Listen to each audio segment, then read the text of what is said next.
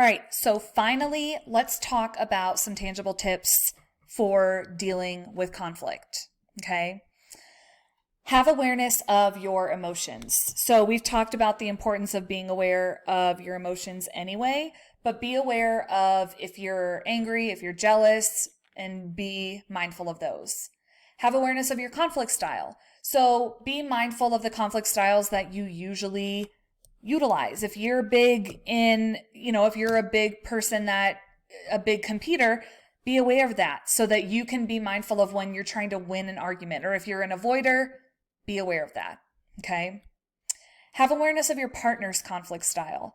So that one is really, really important. And you don't even have to give them a quiz to be able to tell more or less what type of conflict style they have. And keep in mind, when we say partner, we're talking about interpersonal relationships. So just whoever is the other person you are in conflict with.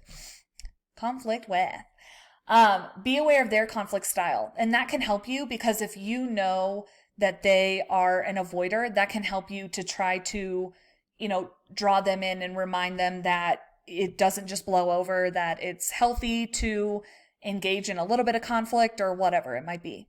Okay. And then have an awareness of your message, which should be by this point in the semester, like, yeah, no kidding. But still, have an awareness of your message so that you can properly articulate where you're coming from, what you're talking about, all that. All right. Sorry. Okay. So more on the subject of verbal and nonverbal messages. Avoid polarizing. So what polarizing is kind of, think of like polar opposites, right?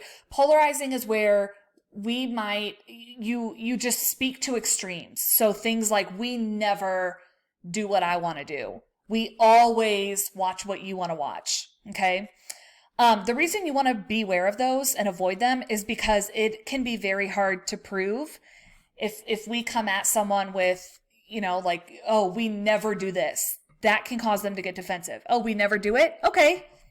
Really? We never do it. Okay. Like, we never do that. I'm not talking about it. Anyway, whatever.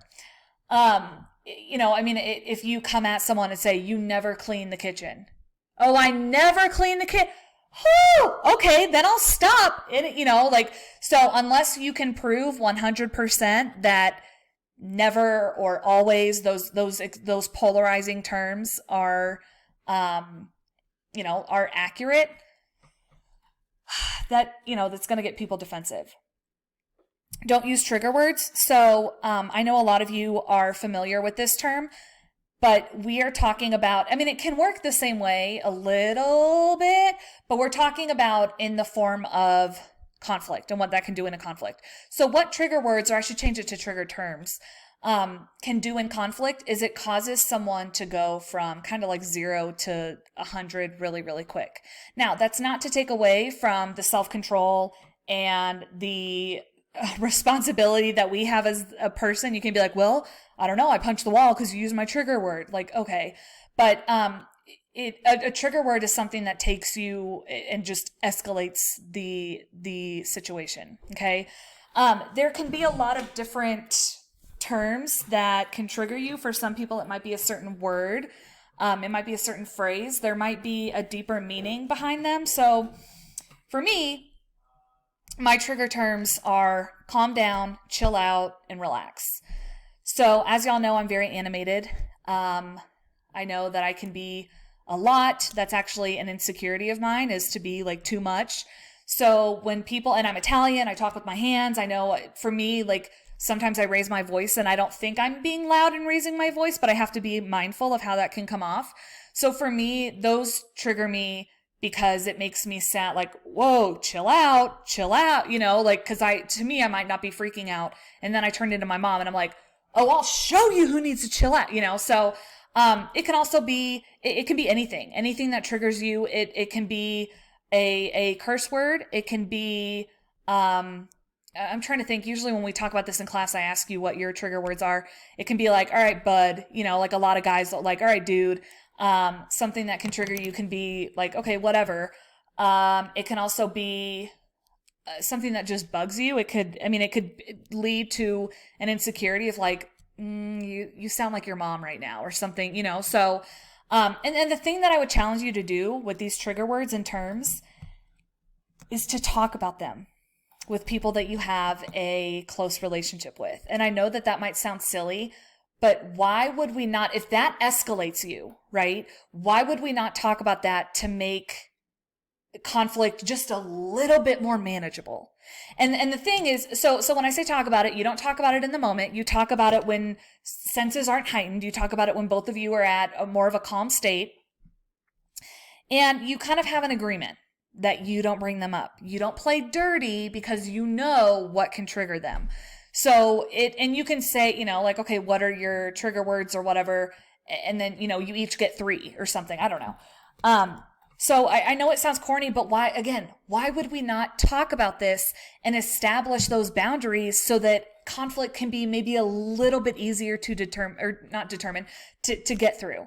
And again, the key thing there is we don't play dirty. We don't bring up those trigger words once we've had that conversation. And my husband and I have that rule. We know what each other's trigger terms and words are. And no matter how mad, not that we fight a lot, but even in our worst arguments, we don't use them.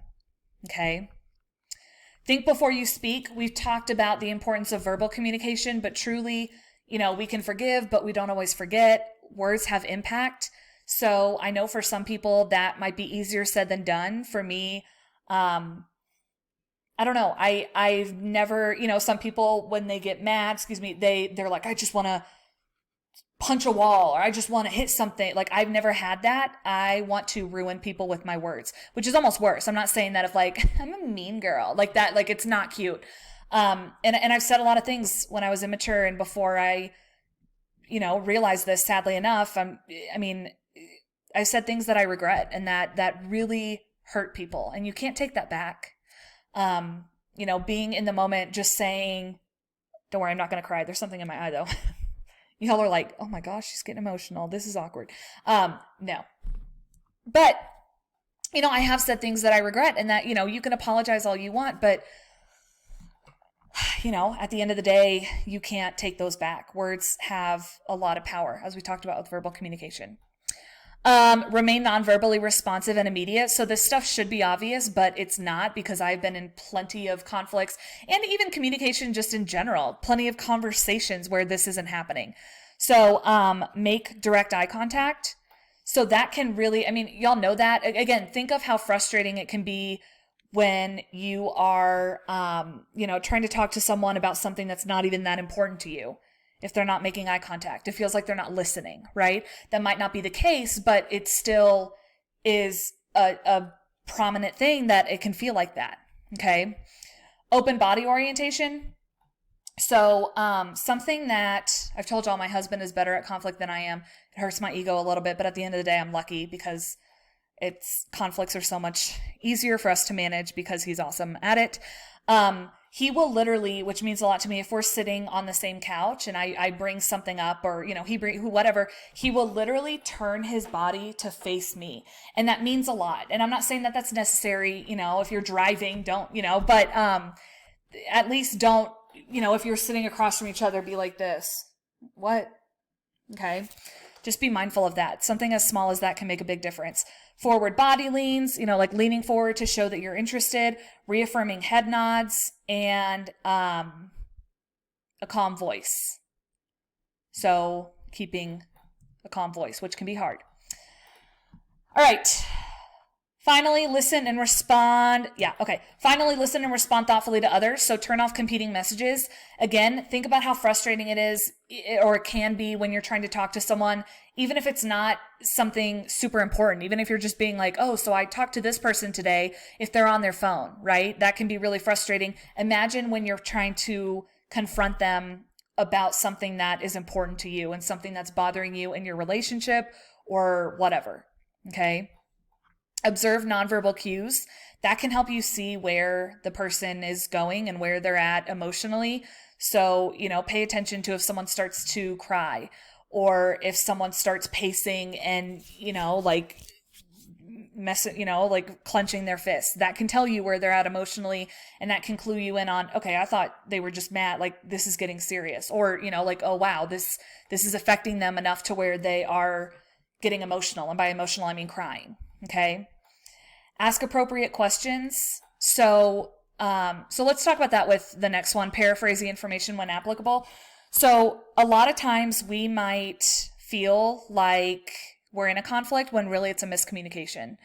And that can happen when it's like, wait, are you mad? So if you are, and this can be under like achieve understanding in the PUGS model that we talked about in the last video, be mindful of asking those appropriate questions for clarification, right? So you might say like, are you mad that I didn't text you back soon enough? Or are you mad that when I did text you back, it was this or this? Or, I mean, that might be a dumb example, but that way you can figure out, okay, what are you, or is it both, or whatever it might be. Okay. So ask those clarifying questions. That can also show that you're listening. I'm not saying to be condescending with it. Paraphrasing is also effective, but I think sometimes paraphrasing, if you do it in a certain way, it can be patronizing. So be careful. So paraphrasing can help you ensure understanding. Okay, so you're mad that I didn't text you when I found out that I was going to get off work early. Is that correct? So that's what you're saying? And that's kind of a clarifying question. But again, it can be very, okay, so you're mad that I didn't text you the second I got off. Okay. That's very different. Okay. So, paraphrasing can be really helpful and really powerful. And what I'm hearing you say is blah, blah, blah. This is what I'm hearing that you're frustrated about. But again, be careful with the tone that you paraphrase with, because it can be patronizing, condescending, stuff like that. And then remain non-verbally responsive. Okay. So the last thing that we're going to talk about is the frustrating thing with everything with communication, but especially in conflict. It takes a lot of self-control when we're in conflict to communicate effectively. Okay. And the frustrating thing is you can follow all of these steps. You can watch what you say. You can watch how you say it. You can watch, your body orientation, everything we've talked about in these now 3 videos, and the other person isn't doing it. And that's what's so frustrating. All we have control over is ourselves. But I want to urge you to still practice that self-control, because it will pay off.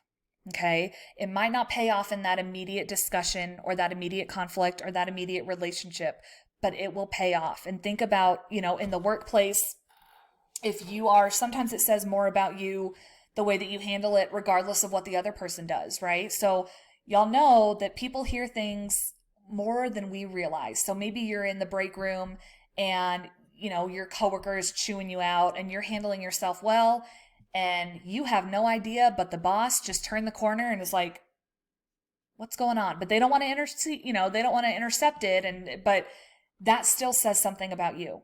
Okay. And you can teach these skills to your family members, to your romantic partners, to your friends. Like, teach them this. I know that might sound weird of saying like teach them, but have those conversations about your trigger words or terms and let them know like, hey, when you are on your phone, I know you don't mean to be seeming like you don't care, you're not listening, but that's how it makes me feel. And when I'm trying to talk to you about something that is frustrating me in our relationship or whatever, that doesn't make me feel good. So I promise you, I know it's frustrating. I know it's frustrating when you're the one using that self-control. You're utilizing all of these skills and keeping everything in mind. It's frustrating when the other person plays dirty. And some people do. Okay.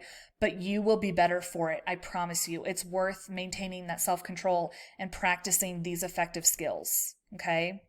I know conflict is hard to navigate. I could go on and on and on, but I'll stop there. So hopefully this helps y'all even past the class and for your final exam. But yeah, conflict it can get messy, but it's all about how we handle it. It really is. Because if you're handling it in the right way, it doesn't feel as tough and exhausting. All right, y'all. See you next time.